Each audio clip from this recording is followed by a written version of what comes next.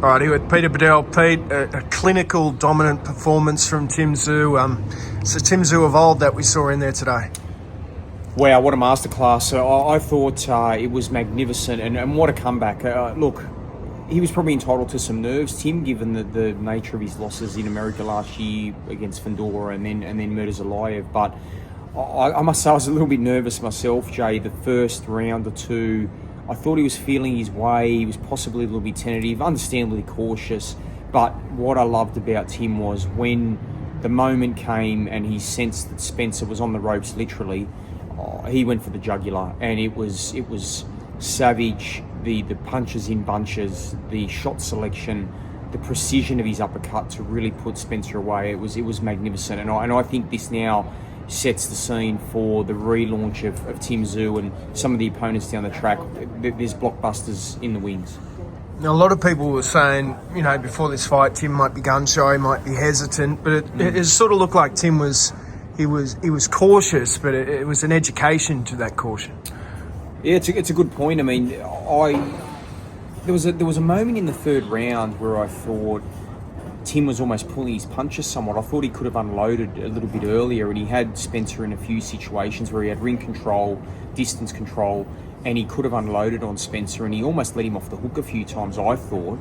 And that just worried me for a second, thinking maybe Tim's still finding his measure, still finding his confidence. But talking to his camp, they were saying later it was all part of the plan, and Tim was just sizing up Spencer, downloading the data that he needed to, and sensed that Spencer himself was pretty nervous in the ring, and I thought his nervous energy was pretty palpable, Spencer. I was actually disappointed with him. I don't think he offered a lot. I thought he would have offered more, but the way Tim the execution of it was back, the surgeon was back, and he was just ice cool, composed, and they even said in the sheds beforehand the key word was composure, and we saw that from Tim. And when he unloaded in the fourth round, it was beautiful stuff, and to me that should fire a warning shot at Keith Thurman and SEBASTIAN FUNDORA.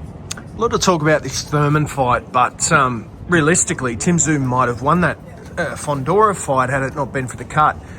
Could we see Tim Tszyu going straight back in there against Fundora? Well, it's a good question. I mean, I know that there was the 3-fight plan originally was Spencer, get him out of the way, which is now done. Then go to Thurman, because Thurman had beaten Jarvis, and that was seen as a beautiful narrative to set up Thurman and Tim.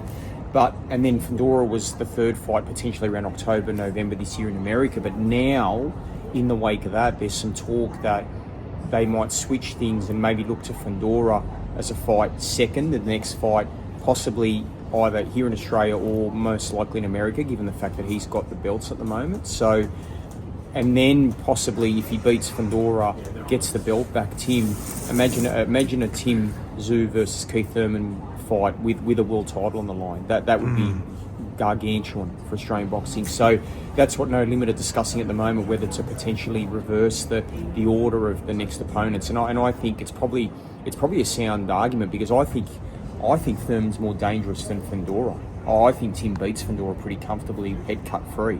So that would be an absolute blockbuster. Imagine Thurman towards Christmas in Australia.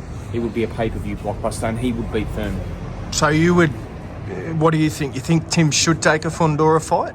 I think Tim should look for Fundora next, get that rematch clause activated, and then look to Thurman. And I believe Thurman, by then, he turns 37 in November.